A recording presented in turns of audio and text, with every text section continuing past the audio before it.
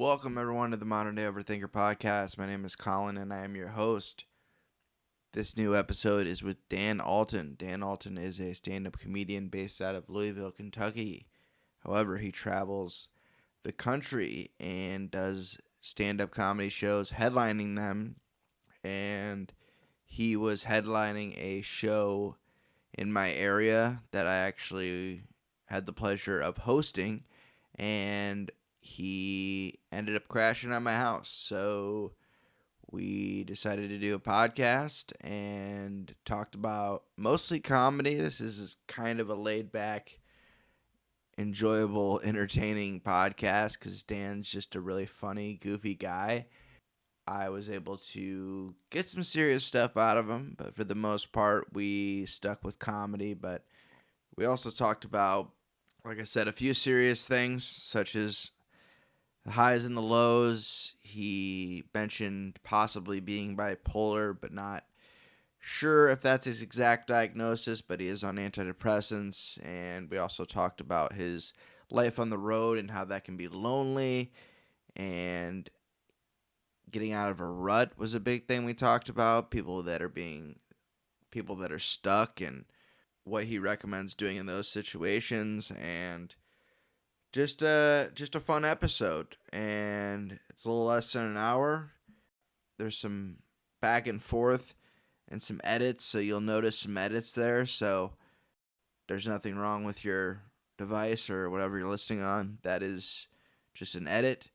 And also, I was not trying to rip on Sam Talent, just an observation. He's a great comedian as well. We talked about him, and he's killing it right now. So just want to make sure I cover my bases there just in case I ever get the opportunity to work with him. But anyway, there's a lot of laughing in this episode. We had a lot of fun, and I hope you enjoy listening to it as much as I did recording it. So without further ado, this is episode number 75 of the Modern Day Overthinker podcast with Dan Alten.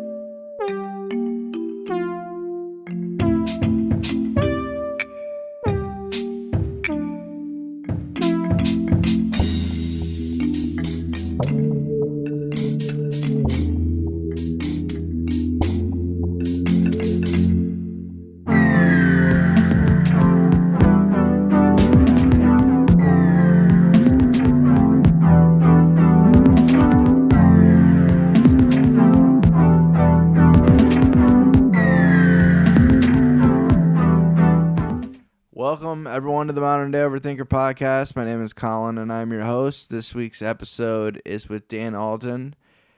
Dan is a traveling comic, stand-up comedian, and we had a show earlier tonight. I think it went relatively well. Yeah. It was a fun time. It was a fun time in good old Clinton, Iowa. I had never performed there. Had you performed there before? No, I didn't even know it was a place. You didn't even. I did not know Clinton, Iowa was a place, and now I love it. Yeah. It's great. And you're learning how maps work. Yeah, Clinton, Iowa. It's a cool spot. Yeah.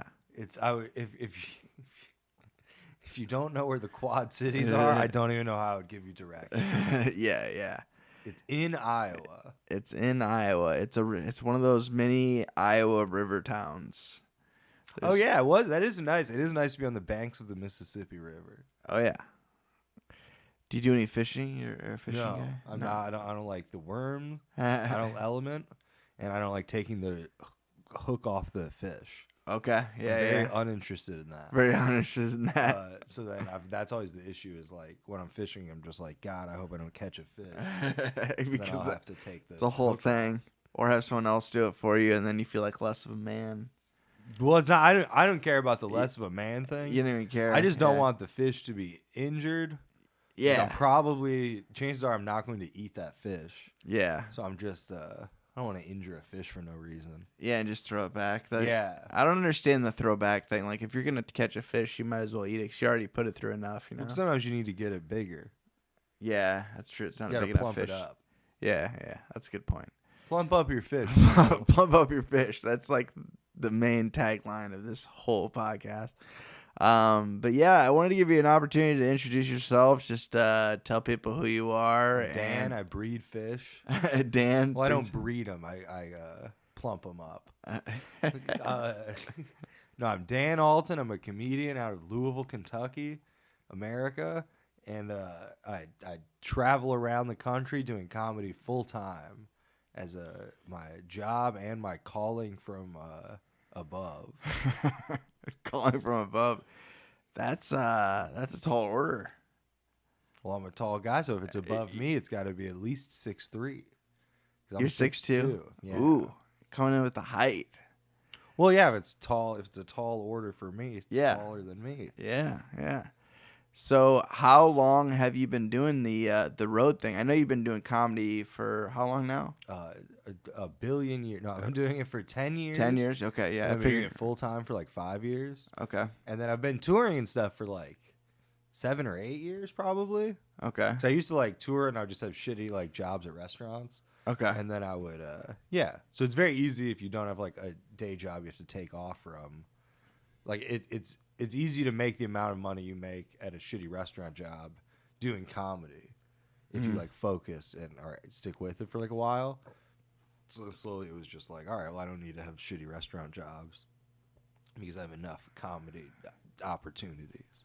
Yeah, it seems like you have a pretty good network too that you've developed over the years. Oh, I go all over, and then I'll go to like weird, small, tiny places that people don't like think of going.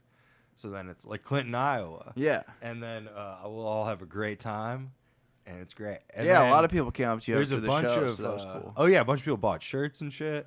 That's awesome.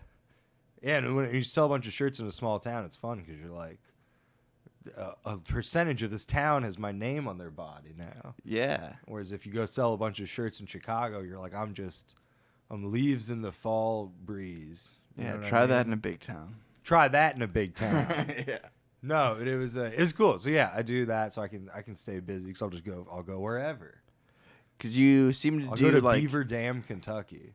Beaver Dam, Kentucky. Not anymore. They lost their brewery that we used to do shows at. Oh really?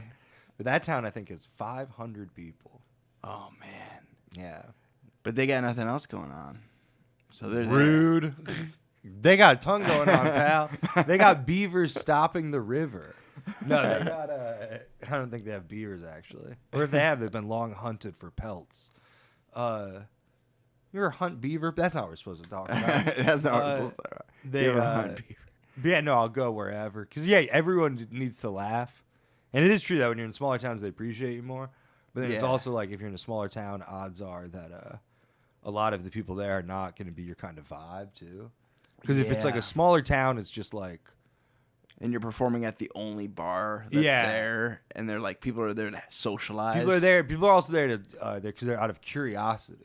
Yeah. Whereas if they live in like a big city, they're not going to be like, oh, there's a comedy show.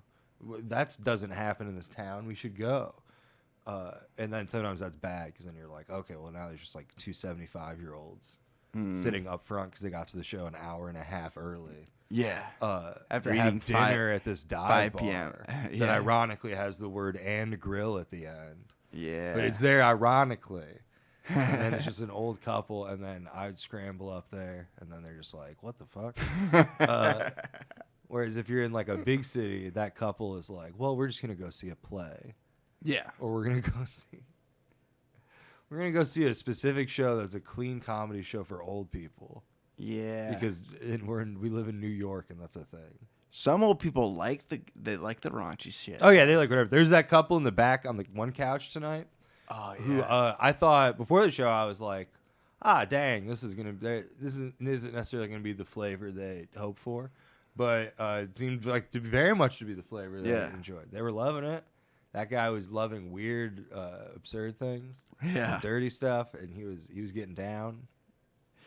Yeah, I think he bought a button, which is like for an old man to buy a button. That's dangerous. He could pop his colostomy bag. What? Oh yeah, you said.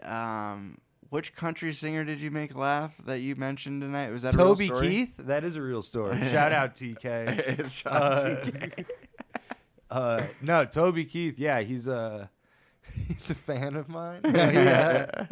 He saw me do comedy once in Norman, Oklahoma. It was at like.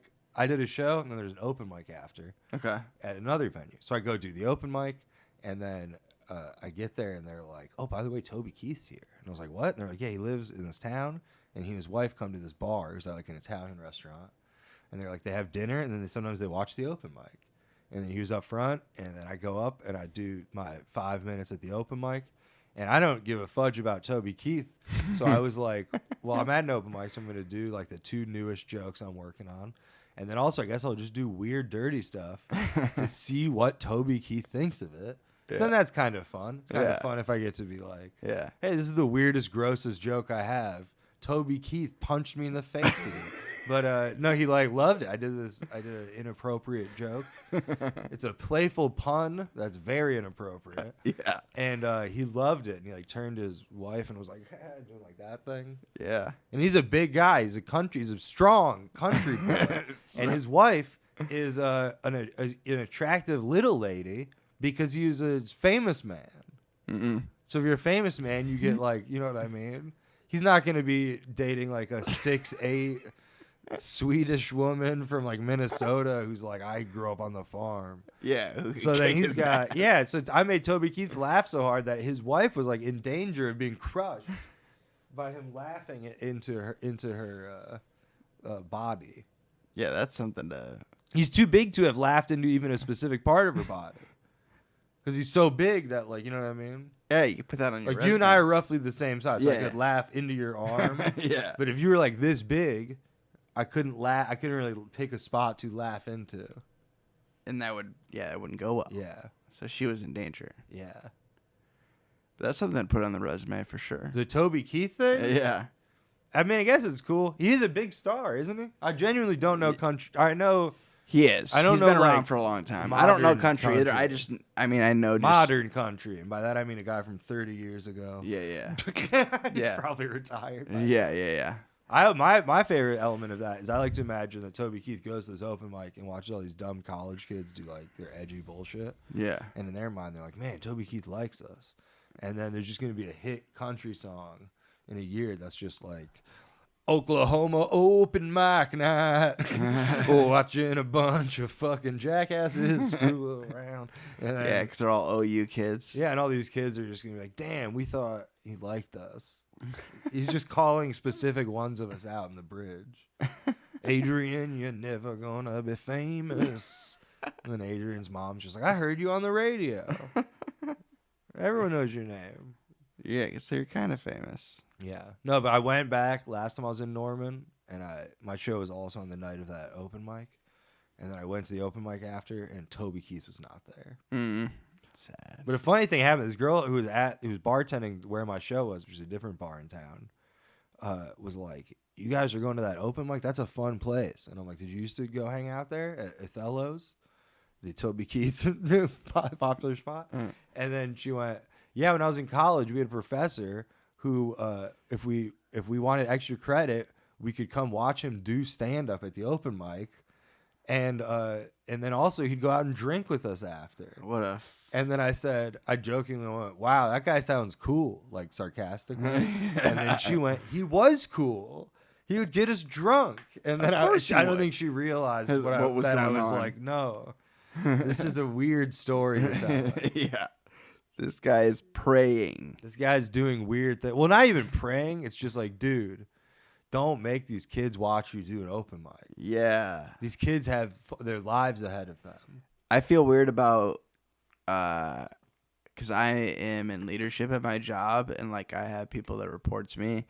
I tell them that I do comedy, but I'm like not like, hey, follow me on Instagram or else. Or like, get some extra credit points or get some extra credit. Get a raise. You got to come to the open mic. He's like, I want Toby Keith to think I have a following. I hate being a professor. This sucks. I wish Toby Keith saw my full set. I bet he'd like it. I would love to talk being on the road with Toby Keith. Being on the road. He's like, yeah, dude, Toby, I'm a road dog too. And then he's probably like, Do you like how I said road dog? I remember before I was famous. I remember doing whatever. And I'd be like, yeah. You ever play, Toby, Fayetteville, Arkansas?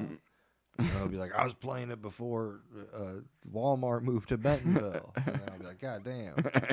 You want to do a show together sometime? And he'll be like, absolutely not. Absolutely not. My fans would murder you. So you are doing how many shows and how many days was it again?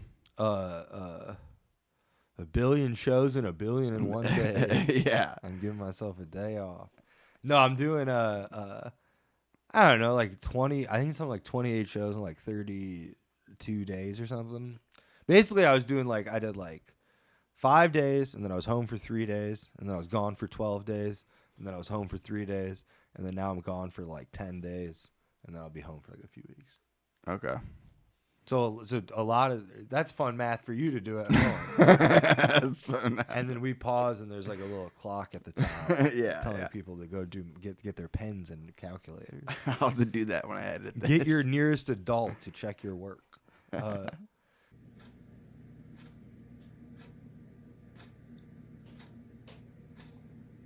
Yeah, no, it's a lot of comedy, but then that's hey, that's what happens when you accidentally book too many shows in that much time. No, it's wonderful. But I like to be on the road, and it's fun. Usually I try to space it out more. Last night I got the door, and hopefully tonight I'll have a full door. Yeah, we got half the door. That's one of my favorite jokes ever. Sometimes I feel like I'll get a screen door. This thing's kind of flimsy. Yeah, that's a Mitch Hedberg joke. No, I know. I'm big Mitch Hedberg. Yeah. I ran into a guy who claimed to do shows with him in the 90s.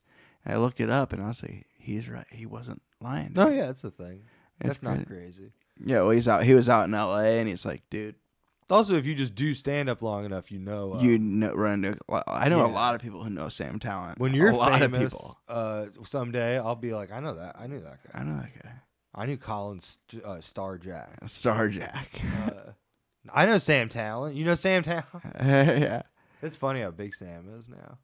Because I remember when he was like probably like 250. No, I'm just joking. I don't think he ever was. I think he came out at 280. No, dude, but he looks like he's 50 years old, and he's what, 35? You think he looks really old? I guess he does. He's got like some grays coming in. He I could be wrong, but I think he's like young. He might be younger than 35. Yeah. Cuz he's always younger than I think he is, but then at this point I know that. Yeah. So it's messed with my mind. Yeah. But he blew the fuck up like the last year. Yeah, that's what I was gonna say. It's funny how massively famous, because he went from a guy who like I knew from being like a great like underground comedian guy / like a guy I knew like as like a friend of mine, to now he's like famous. Because it used to be I'd go on the road and people would be like, oh, I know Sam also. And they'd be like, oh, okay, we both like know this person. But now it's like just everyone knows him because they're famous. Like obviously they do. But he used to tour so much that it's like he was famous already. Yeah, he was underground famous. Yeah, he was hitting the road all the time. And then like with comedy people, like everyone So it was fascinating.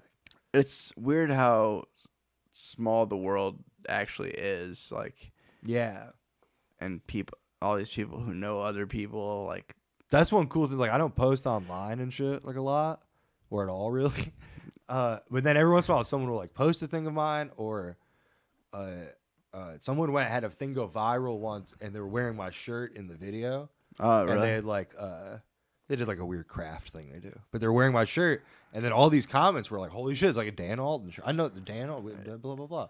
And then I've had shit of mine where it's like all these people who like don't follow me on Instagram or anything, but it just like it comes up on their feed, and they're just like, oh my god, I saw you at the whatever the Benton Harbor County Fair. Yeah. I'd love to, if Benton Harbor County Fair, if you're watching, I'd love to come. Love to do me a favor. Love to have some blueberries and hang out. But no, so it's like that is the weird thing. Is like you're like, oh yeah, the world's like smaller. But how do you deal with like the is there loneliness on the road, or like certain type of stress, or just like do you just try to just enjoy every bit of it you can, or I try to enjoy it, but it's very manic being on the road. It's because it's like for me at least, because it's some people are like, they'll do like, all right, well, I'm at a club, and then there's 3 days where I'm just sort of bumming around doing like open mics or whatever. But me, it's very much like each day matters. Each day is a day at the job. Like, there's no sense of like, well, Friday and Saturday I'm going to make more money than another day of the week. To me, it's like, nah, every day, a Monday, it's all an opportunity of equal value. Then because of that, it's super stressful, and you like mentally like live or die by every day a lot, which like, sucks. Yeah, because if you bomb, or if like the money sucks, or if like some other like weird X factor happens, it like fucks with you and comedy's such like a mental snowball. Oh yeah. That it's like if you bomb and then you're like, well, damn, I'm in like Nebraska and I'm like all alone, and like I should be like home, like my girlfriend needs me to like walk our dog or whatever the fuck. Yeah. And I'm out here and I'm not making, didn't make any money and I just bombed. And then that means you're probably going to bomb that night because then you're in a shitty mood. Yeah. And then you're like, so that type of thing. So a lot of the road is just like staying out, trying to avoid that, which doing well helps. And doing well and making good money helps. Yeah. Yeah. And then, I don't know. It's like, it's very easy to just like drink on the road too. Yeah. Which is how a lot of people do it. But thankfully I don't like drinking that much. Did you go through a phase where you did? Yeah. You're just trying to bring up things I told you earlier. You're Yes. just trying to plant seeds. No, but it's like, on the road it helps because it's like, you're just bored and it's like, all right, well, this way I can like after the show just like turn my mind off and then go sleep on like some weird guy's like kid's room while the kid is at the mom's house for the week or whatever. Yeah. How many kid beds have you slept in? A lot. I always do a sleeping bag on top as opposed to sleeping in the kid's bed because that always seems weird. Yeah, it seems a little. But oh yeah, I never thought a common thing in my life would be like divorced parents sharing custody and me sleeping in the spare room. The room that is unoccupied. But hey, man, so many fucking comics have that's the case. That's their living situation. Yeah. But yeah, no. So it's like, I don't know. So that stuff helps, but then it's also like just having like a hobby that you can do, or like vague work. Like I imagine one of the reasons like big comics get so bored on the road and shit is because that's all they have. It's comedy. Well, all they have is comedy, but then it's like me, I have to be like, all right, fuck. Well, what do I have to do? I got to make like an Eventbrite for this show, or I got to like post in some dumb Facebook group. Like I got to do shit to get people out. Yeah. But if you're like famous and you're manager and you have like a press person, it's like my job is just to show up. Yeah, you don't have to do. And they that. booked me like a hotel. I don't have to go find Colin Starjack's house and then be like, where do I park? Like, oh, cool. It's like a couch. Oh, this is what your house looks like. Are you saying my name wrong on purpose? Yeah. But it's like, but it's like, yeah, I don't have to do that. So then it's everything's more boring, I think, probably for those people. Yeah, because you just show up, like you said. So there's a vague element to me where it's like, it's always nice. 'Cause it's like, okay, well, I'm at. You had to put in. I wonder what a house in this part of Memphis is like. And then you go to some guy's house in that part of Memphis, and then the next day you're like, ooh, the club got me a hotel. This will be nice. And then you're all excited that you're in some shitty hotel. And then the next day you're like, ooh, this club got me a nice hotel. And then you're excited you're in a nice hotel. Yeah. And then you're like, hey, now I'm at some guy's house where he's got a bass I can play. This is way cooler than that nice hotel. And then the next day you're like, ooh, I got a hotel. This is way better than that bass. I can take a shower. And then, like, but if every night is just a nice hotel, you're probably like, well, this sucks. Yeah. Yeah. It's too monotonous. Too monotonous. It's not exciting. It's a crowd full of people already excited to see me. Whereas to me, it's like I show up. Who knows what it's going to be? It's going to be two bald guys with their arms crossed. Tonight's show had two audience members who were bald men with their arms crossed. Yeah. But they were enjoying the shows thoroughly. They were enjoying it, the funniest body like pose / hair. Yeah. Did you see a lot of nods? Do I or did I? From those guys, like when they weren't laughing, did they just nod? A little bit. Yeah, a little bit of that. Yeah.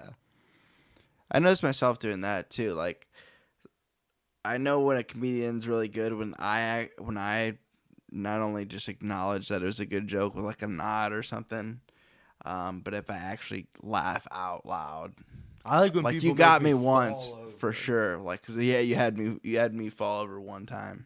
Not fall over, but I don't remember what You gave the your joke was. knees a peck on the Yeah. the peck.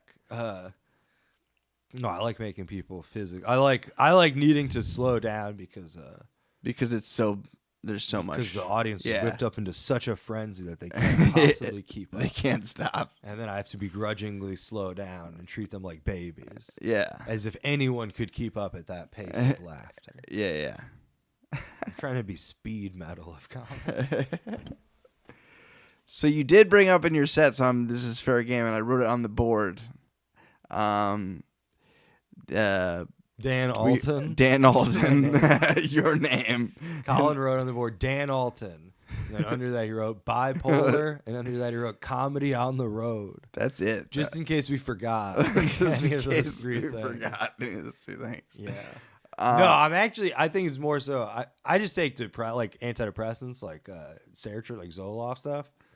But then I think it's definitely like mania, but it's like manageable, like a healthier way. But that's part of like the road stuff. Is you're like, my girlfriend always says when I come home from the road, I'm too like I'm all wired and shit.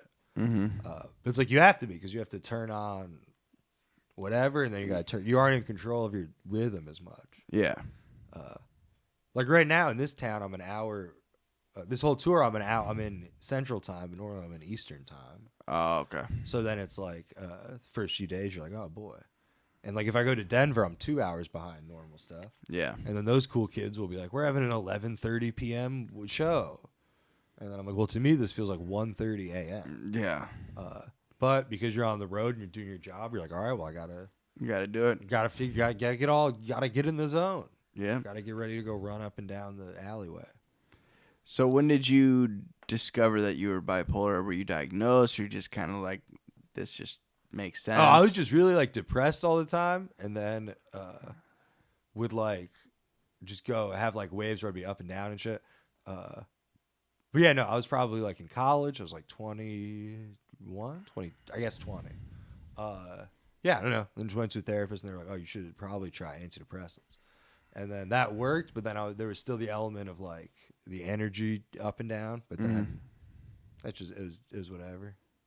You just kind of had to figure out the dosage, or I mean, yeah, kind of. This is what normal medical stuff. Yeah. Yeah, I lucked out that I didn't have to like try a bunch of different shit. Like it kind of. Oh, that's what it was. I had relatives who had success with that, which I guess is like a good way of doing it. Like genuinely, if you it's genetically. generally, yeah, the genetics are a good indication. Yeah, so I was lucked out with that.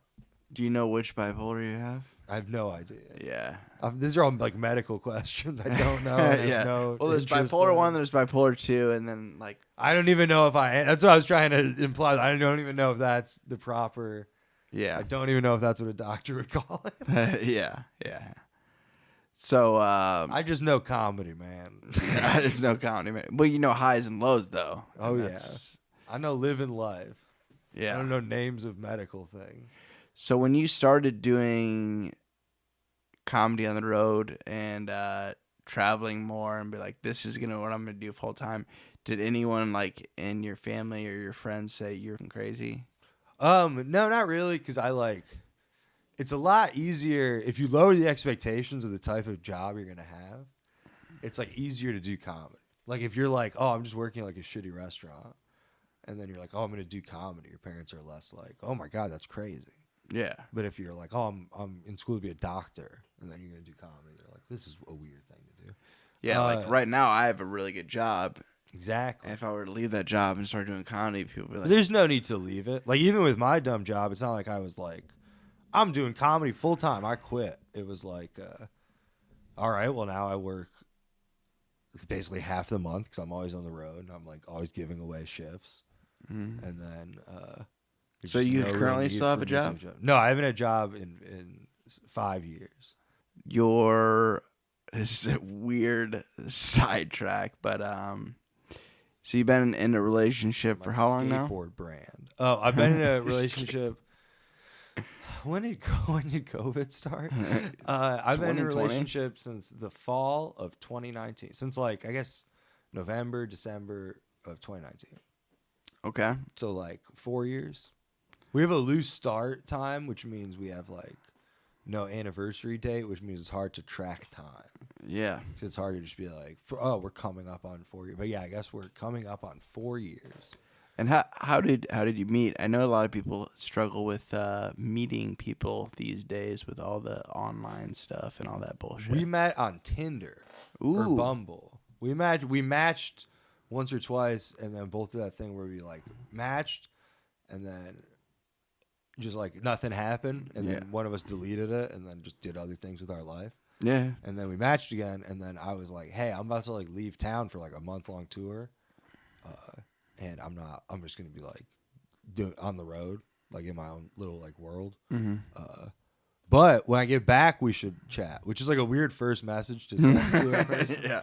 Hey, I'm gonna be gone for a month. Yeah. Chill out. But she was like, "That's weird," and then eventually was like, "Oh, okay." 'Cause I think we like followed each other on Instagram, so we'd be like, you see each other's stories, and she was like, "Okay, this guy, he doesn't seem like crazy," and he is in fact on the road. Yeah. Yeah. But yeah. So then we met, and then we've lived together for a few years, I guess. Now we moved in with one another, and we have a dog. And she works from home, so then when I'm not on the road, I'm just like at home annoying her. And then she goes, "When are you going back on the road?" And then I go on the road, and then she goes, "You're on the road for how long? That's too long." And then I go, "You told me to go on the thing." Yeah. And then yeah, no, it's fun. It's nice. On the road, when you're on the road, On how the often road do you again. do like check-ins? Because you said you're not a guy. You don't seem like a guy that's really glued to your phone. So. Oh no, I hate phones. Yeah. She doesn't really like phones either, or talking on the phone. So we're like we'll text and stuff, and then we'll talk sometimes, but we're not very like chatty on the phone because neither of us really like talking on the phone as like a thing. Mm-hmm. So we like go. I think people would be surprised how long we go not like talking on the phone, which is, I don't know, like a few days or whatever. But then we're like are texting or whatever. Okay. Then you send each other a photo. You go A little selfie there. selfie. Yeah. You go, "Look, it's me dancing to a Cars tribute band.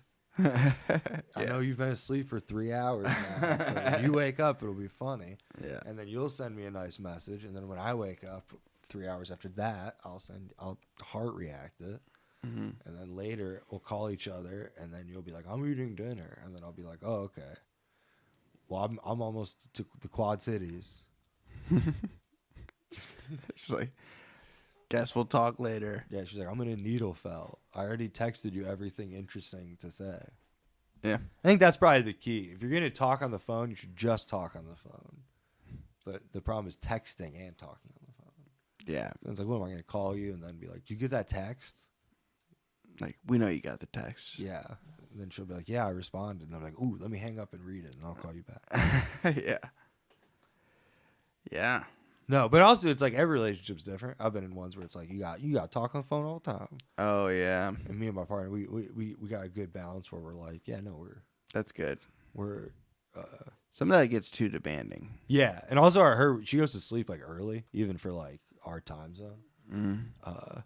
So it's like there's the odds of me being able to call her after the show are like 0%. Yeah. She's out. Yeah, like even tonight when the show was at 7 and done by like 9, by the time I was done selling merch and everything, it was like 10. But then That's 11 her time. it's 11 her time. But even if it was 10 her time, She's there's a chance she might be asleep. Yeah. Yeah. So then, but that would hypothetically be nice. Like I would probably dating talk like more. an old lady. Yeah. We'd probably talk on the phone more if I could call her after shows. Yeah. I gotta start doing shows in Europe. Why did my phone beep? I got a message from Colin. Yeah. It says you need anything. You needed it. I was trying to be a good host. Okay. I didn't realize my hosting duties would be the show and Oh yeah. my couch. Oh, yeah. It's a whole thing. You host and then you host. Yeah. Danny did not tell me that. And I'm gonna eat your flesh and blood. Whoa. No, but yeah, you that's like a nice thing. But no, being in a relationship is helpful with the stability of on the road stuff. Because otherwise, every night you're like, "Ooh, maybe I should follow this person. Oh, her and her friend are going to get pizza. I guess I'm gonna go get pizza with them. Yeah, you don't have to worry about that chase. Sure, I'll do a shot, and that it's 4 a.m. Okay, well now I guess I'll text the guy I'm gonna stay with, and hopefully he's awake. And then you roll up, and Colin's clearly been asleep. Yeah. And he goes, "No, yeah," and then I'm going, "Yeah, I went to the Bank Vault bar." And then you're like, "That's the worst bar in town." And I'm like, "Yeah, no, I know. I got robbed." Anyways, can I use your phone to call the cops tomorrow morning? I'm gonna go to bed. How often have you slept in your car? I used to do it too much because Really? it's like comfy. Really? And it's freeing. It's oddly freeing because you're like, there's no like rules. Yeah. Like sometimes you're at people's house, you have to like leave by a certain time or whatever, or like they wake up or they have like a crazy dog or whatever the fuck. Or even on the flip side, it's like you're like, "Oh, I'm tired, but I'm gonna go to this guy's house, and then he's gonna want to play Super Smash Brothers for like an hour or whatever." But if you're in your car, you're like, "I can do whatever. Yeah. I can drive like a few hours to the next town and then sleep. I can just go to sleep. Where's your go-to place to like park and sleep? Rest stops or like Walmart or what? Well, I don't really do it. I haven't done it in a while. Yeah, I almost did it the other night, but then I wanted to get better sleep, so I splurged on a hotel. Yeah. Which I rarely do. Yeah. But then I usually will do rest stops, although I don't think you're supposed to sleep at a rest stop. You just rest. They always have signs that are like no overnight sleeping, and I think a lot of them have signs where they're like 3-hour maximum. Because I don't think they want people like camping out there by any means. Not like literally camping, but they don't want people like sleeping in their car. Like that stuff. Usually I'll do like a Walmart, Planet Fitness, someplace that's 24 hours. Yeah. I haven't done it in a while, so I'm trying to think. I'll take a little nap, but then you can just do that anywhere. Yeah.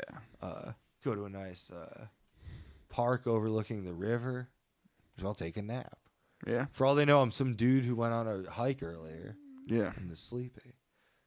No, sleeping in your car is nice. People who have like nice long like hatchback shit that they haven't like figured out, I'm always very jealous. Yeah. I'm like, damn. Because it's freeing, and then if you're a guy, it's like relatively safe. It's still pretty dangerous. Yeah. You still want to have a weapon of some sort. What's your weapon of choice? A big, I shouldn't tell you. I got a big lead pipe. Really? I got a jagged lead. It's jagged on one end. Big lead pipe. And I can put it in my back pocket. And well, this doesn't help me in a car situation, but I can put it in my back pocket and cover it with my shirt. So then, you know what I mean? Huh. Yeah. Give me the check. No, I'm glad I have. We've already done duet karaoke 3 times, Jerry. Give me the check for the weekend. No, but I've never had to use the lead pipe. No, but I used to have in Louisville, the Louisville Slugger bat thing is there. The company. So everyone has little bats. It's like a common gift. Mm-hmm. It'll be like engraved with whatever. Yeah. And I used to have a bat that was for when one of the comedy clubs in town like closed. It like changed ownership and it like closed to become the new place. They gave all the comics bats. So I had a little bat. And then that's nice because that you can like sleep with. Like I don't think I've slept in my car since the lead pipe days for like an actual night. Then the bat is nice because you can just it's not like a jagged lead thing. Yeah. But then I think I gave my girlfriend that bat, and then I have the lead pipe. I remember when the day I found the lead pipe. Where did you find it? Exactly where I needed it. No, it was all icy once. There was like an ice storm, and my car got like a little bit in like a bank, like from a turn, and there was a patch of ice, and then it like went just a little bit, so I was like stuck in between a thing. So I needed something to break the ice in between that was like making it uneven, so it would lower the car essentially. And then I was looking around like this alleyway, and I found a lead pipe with like a hollow thing in the middle. Which worked nice, because then I would hit it, and then the ice would just go into the middle. And then the lead pipe would get really cold, and then my hands would slowly freeze. But then afterwards, I remember being like, this was handy. Yeah. And then I just put it in my trunk. And then I did a really sketchy club in Alabama one time. Then I remember someone was like, you got to watch out, man. That guy owns that place. It's no good. And then I had them explain to me. And then I was like, oh, so I just need a thing, hypothetically. Yeah. And then I thought about my trusty lead pipe. You got to be careful. Because also, I mean, I'd smoke weed, and my car doesn't exactly not smell like weed.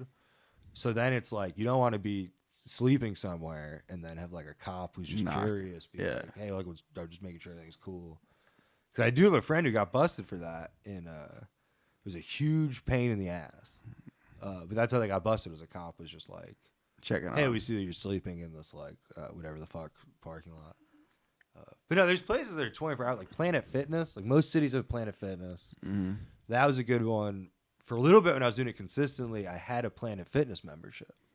So I could go anywhere, shower and poop, and use the Wi-Fi, and fill up my water. Yeah. I got a nice cold filtered water thing. Oh, yeah. So you go in there with some bottles, you fill it up. Ooh, baby, you get all the Tootsie Rolls you want. They had a massage chair I would use sometimes, but I never felt good. Like, it doesn't feel like, I don't know. Maybe I was using it wrong. I never once worked out. I was gonna say, capacity. did you ever work out? Nope. No. But no, it was an absurd time. No, but that's a place because people are there 24 hours in and out. Yeah, it's hard though because the sun is an issue. Why? The sun rises at like fucking 4:20 a.m. every day. Yeah, that's true. At least that's when my son gets up. You gotta I think it's coincidence though. No, the sun gets up so early and it's so hot, so it's like if you're on the road and you're like show is later at night and stuff, it's hard to sleep in it's hard to be like, all right, well it's 12:30. All right, bye everybody. I'm gonna go find a nice place to park and then go to sleep by 1 a.m. and then be awoken by the sun 5 hours later. Yeah. That would be rough. Well, before we wrap up, I've been trying to ask people this question, like on a serious note, for people like. Oh wait, can I say one thing really Yeah. quick? If you do that kind of thing, which I'm not telling people to go sleep in their car and do like comics, that's not. I think people are crazy. You should do stuff like that if you have to. That shouldn't be your like, I'm gonna do that. But then it's like, make sure you gotta like do normal shit. Like, if you're sleeping in your car, you can't be Mr. Crazy Guy. You know what I mean? You got to, like, stretch. You got to be, like, getting good sleep. Like, eating healthy. You can't just be, like, I'll get blackout drunk and sleep in my car. And then I'll wake up 6 hours later in the sun and go do a show that night and rock it. It's like, no, I mean, you got to, like, you know what I mean? You got to take care of yourself. Yeah. Like, if you can't just be, like, you got to take your medicine, drink your proper water. Yeah. Don't just be like, oh, I'm in Colorado now. I'll buy as many edibles as I can legally buy and put them all in my body at once. And like not eat a single vegetable for like 3 weeks. You got to do like smart things. Yeah. Balance it out. So it's like, okay, if you're sleeping in a car, you should probably like go for like a long walk that day. Yeah. And then maybe make sure you get a nice bed one of the next few nights. Yeah. Strategize. So yeah, there's a lot worse out there. There's a lot worse you could be doing than sleeping in a dang car, I tell you what. There's plenty of people out there in this planet that wish they had a Toyota Camry wrapped around their body on a chili. This guy's laughing at the homeless. Just the way you described it. It's not even laughing at the homeless. Wearing a Toyota Camry like a coat. Wearing a Toyota Camry. This guy's gonna be wearing a coffin when I'm done with him. We're talking about the homeless like that. Yeah, but no, that is the thing. You gotta be careful and safe and appreciative. Yeah. Yeah. But what I was going to ask was sorry, you got me laughing now. Wearing a car. Wearing a car. Wow. But no, I've been trying to ask people on the podcast this recently, just kind of as a good way to close things, is like, if somebody's listening Are to we this. recording? Yeah. Oh, fuck. We've been recording this whole time. Oh, no. Oh, no. If somebody's like listening and they're like struggling and having issues with it, like just life in general, we've all struggled and been through those tough times. What would you say like has been something that's kept you going, like to keep going, and when you wanted to maybe either like give up on something that you're like, whether it's comedy or just giving up on life? Like there's people, not to get too dark, but like, what would be something you would tell somebody that's struggling with their mental health? Oh, you just gotta keep like the brain in your like everything changes. It's quite a long road. People forget how long the like road of like life is, which can sound daunting if you're like, oh man, life sucks. You're telling me this goes longer? Yeah. But it's like things really do wildly change, Mm-hmm. and so it's like you never really know shit. And I know several people, myself included, who have like tried to like commit suicide or whatever, and then it didn't work, and then things are drastically different later to the point where you're like, oh, well, I don't even like really relate to the person who was in that mindset at the time. Yeah. So it's like it's important to remember stuff like that if you're in a mindset like that, because it's like it truly is like, not only will I not feel this way like maybe tomorrow or in a week or a month or whatever, but like I might feel disconnected from this completely. Like, and you never know. You also might get like a liver transplant, and then you take on the personality of the guy whose liver you got, and then you fall in love with his ex-wife, and then you die the same way he died, and then it's double whammy for that wife. It's a thing I read about online. But no, like literally stuff like that. Like you could be like, oh, I'm very depressed. I give up. And then you might get a head injury, and suddenly you're a Christian who sings opera. Or you could, just wake up and be like, sunsets are kind of cool. Maybe I'll paint them, and then that brings you the joy in life. And for like, there's so much it's lazy and short-sighted, and in a existence where no one has the answer to anything, it's pretty wild to make any long-term decisions. You know what I mean? Yeah. It's pretty crazy because for all you know, it's like reincarnation is real and suicide is a sin. And you doing that just means you're going to be stuck in a worse version of life next. And the best thing you can do is to keep, you know what I mean? Like you have no one has any idea. Yeah. So it's so silly to me, the idea of like, I mean, it's silly in hindsight now from like a more stable position. But it is like wild to be like, no, I know everything, and everything is pointing to hopelessness. Yeah. It's like you have no idea what's going on. Because your brain, when you're in that mindset, your brain tricks you into believing that. And if you believe that we're living on a prison planet with our souls being harvested by reptilians, that's first off, the idea of escaping that is actually bad because it means you're being wiped from eternity. Maybe that's good though.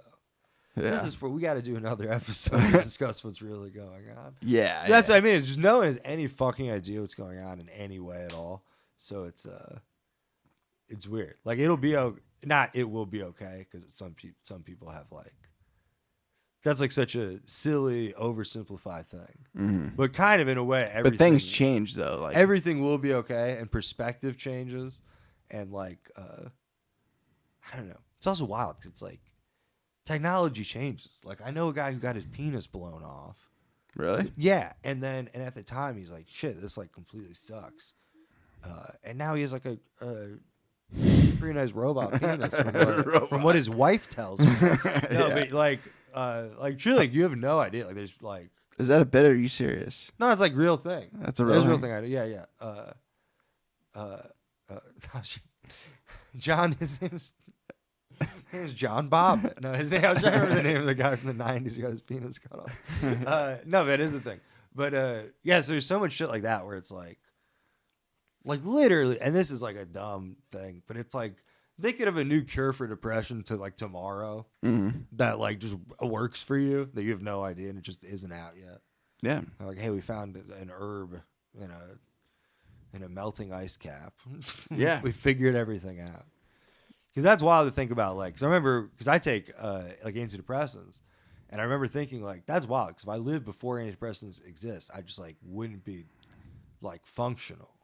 Exactly. But it's like there would be in some way. You just would figure it out. But then it's like you think of that on the flip side, and it's like, yeah, you'll be okay. You would have somehow my ancestors pushed through without medication. Yeah. And then now me with medication, I can do even better. Yeah. So it's like you can push through without it, and then you can hopefully get it if you need it, or whatever, or just drink more water. A lot of people I think just need to like drink more water, get off the dang, put down phone, stop eat hot chip, no more lie. And what's that meme? It's also no, but there it is just like also healthier stuff. Like people got to do, you got to sleep 8 hours, 8.5 hours, or whatever. You got to drink water. You got to like eat vaguely healthy stuff. Yeah.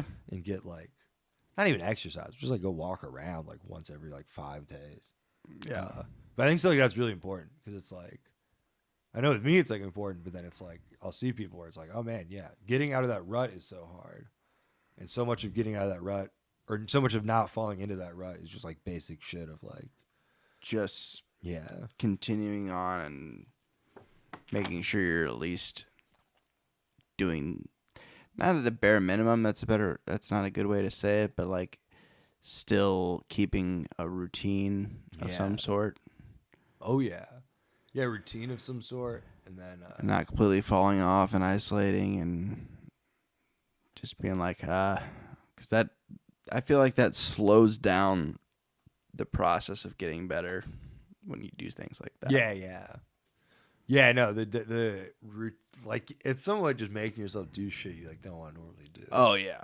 Like we're all bad at that. Yeah. And obviously it's very easy to be like, no, I've got all this planned for good stuff, and then just completely drop it on the flip side. But finding that balance is good. Yeah. Because like when you're overly psyched about like life, you probably have a bunch of plans you're not gonna follow through on. You probably don't need to follow through on. But then on the flip side, when you're like not psyched, there's shit you got to do, even though like you don't want. You know what I mean? You got to do that balance. Oh yeah. Go eat a damn apple. You know what I mean? 'Cause that's like you come back to the road. It's like that so often. It's like, all right, well, I ate shit tonight and I got like screwed over on money. I didn't sell any merch.